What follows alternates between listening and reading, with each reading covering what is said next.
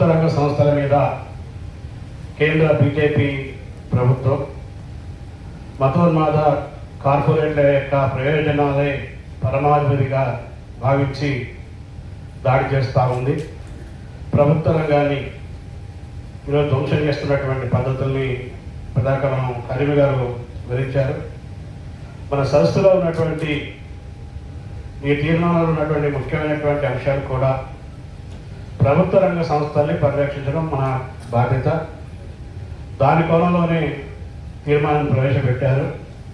ప్రభుత్వ రంగ సంస్థల పరిరక్షణ సదస్సు, ప్రభుత్వ రంగ సంస్థల పరిరక్షణ పోరాటం అంటే అదేదో ప్రభుత్వ రంగ సంస్థల్లో పనిచేసేటువంటి ఉద్యోగుల యొక్క ప్రయోజనాలు, ఉద్యోగుల యొక్క భద్రత మాత్రమే అని ఆశించొద్దు.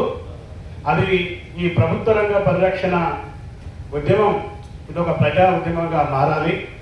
ప్రజల్ని కూడా ఇందులో భాగస్వామ్యం చేయాల్సినటువంటి అవసరం ఉంది. ఎందుకు నేను చెప్తున్నానంటే ప్రభుత్వ రంగ సంస్థల్ని ఈరోజు నిర్వీర్యం చేయడం వల్ల అది కేవలం ఉద్యోగులకు మాత్రమే నష్టం జరగలేదు. ఈ సమాజంలో ఉన్నటువంటి అనేక వర్గాలకు, అనేక తరగతులకు దాని యొక్క ప్రభావం తీవ్రంగా పడుతూ ఉంది.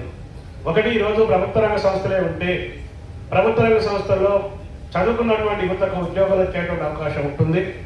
ప్రభుత్వ రంగ సంస్థలే లేనప్పుడు ఉద్యోగాలు వచ్చే అవకాశం లేదు. అంతేకాదు ప్రభుత్వ రంగ సంస్థల్ని అమ్మివేయడం మూలంగా, లేకపోతే ప్రైవేటీకరణ చేయడం మూలంగా, డిజిటలైజేషన్ చేయడం మూలంగా, ఎఫ్డీఐల్ని యథేచ్ఛగా దాంట్లోకి రావడం మూలంగా ఉద్యోగుల సంఖ్య తగ్గుతుంది.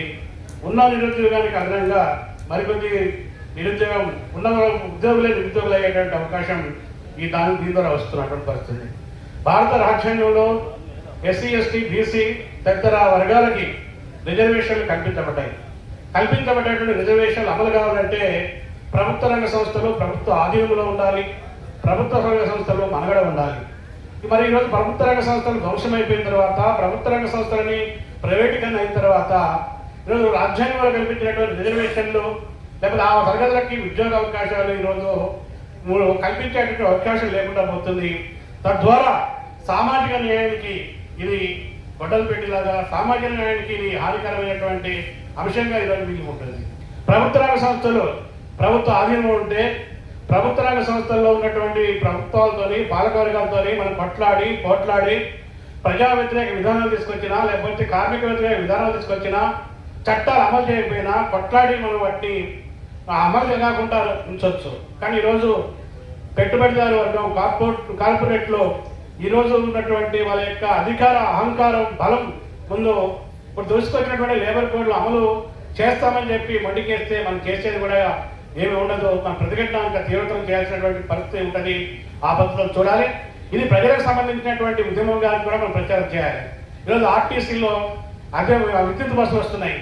అక్కడ విద్యుత్ బస్సులు మొత్తం పెద్ద కంపెనీలకు ఇస్తున్నటువంటి పరిస్థితి ఉంది. ఆర్టీసీ చేతుల నుంచి ఆ బస్సులు పోతున్నాయి. ఈరోజు విద్యుత్ రంగంలో ఈరోజు విద్యుత్ సవరణ బిల్లు ఈరోజు పార్లమెంట్లో ప్రవేశపెట్టారు. స్మార్ట్ మీటర్లు పెడతామని చెప్తున్నారు. తెలంగాణ రాష్ట్రంలో థర్డ్ డిస్కమ్ పెట్టి దాని ద్వారా ప్రజల మీద భారం వేసేటువంటి పద్ధతి చూస్తున్నటువంటి పరిస్థితి ఉంది. సింగరేణికి గనులు కేటాయించకుండా, బ్లాక్లు ఇవ్వకుండా సింగరేణిలో ఈరోజు దివాళిపించేటువంటి విధానాన్ని సింగరేణిలో ఈరోజు అమలు చేస్తున్నటువంటి పరిస్థితి మనకి కనబడతా ఉంది. ఇక్కడ సింగరేణి, ఆర్టీసీ, విద్యుత్తు, బిఎస్ఎన్ఎల్, ఇతర రాష్ట్ర ప్రభుత్వ ఉద్యోగుల పబ్లిక్ సెక్టర్ అంతా కూడా సర్వనాశనం చేసి ప్రజలకు నష్టం చేసేటువంటి పద్ధతులు కూడా అవలంబిస్తున్నటువంటి ఈ తరుణంలో సిఐటి తెలంగాణ రాష్ట్ర కమిటీ ఈ సదస్సు నిర్వహించే ఒక కార్యాచరణకు పిలుపుని ముందు ప్రతిపాదించింది. ఆ పిలుపుని ఇంకా నిర్దిష్టంగా కాంక్రీట్ చేసి అన్ని జిల్లాలో, అన్ని పబ్లిక్ సెక్టార్లో మనం ఈ క్యాంపెయిన్ చేయడానికి మనం చొరవ చేసుకోవాలి. అలాంటి కార్యాచరణ మనం నిర్వహించి మీకు ప్రకటిస్తాం. అందులో భాగంగా మొదటిది ఈ తీర్మానంలో పెట్టినటువంటి జిల్లా సదస్సుల్ని నిర్వహించాలి. ఈ అన్నింటినీ ఏదైతే వినయ్ గారు ప్రవేశపెట్టిన తీర్మానం ఉందో తీర్మానాన్ని మనం పెట్టినటువంటి తీర్మానాన్ని నేను సంపూర్ణంగా బలపరుస్తున్నాను. దీని మీద ఇక్కడ ఉన్నటువంటి నాయకులు కూడా చర్చించి తుది రూపం మరి తర్వాత ప్రకటన చేయడం జరుగుతుంది. ఈ సదస్సు పిలిచే వరకు ఆ తుది ప్రకటన కూడా వస్తుంది. కాబట్టి ఆ పద్ధతులను అందరూ ఈ చర్చల్లో పాల్గొనాలి, మీ సలహాలు ఇవ్వాలి, మీ సూచనలు సలహాల మేరకు మనం కార్యాచరణని తీసుకురావాలి.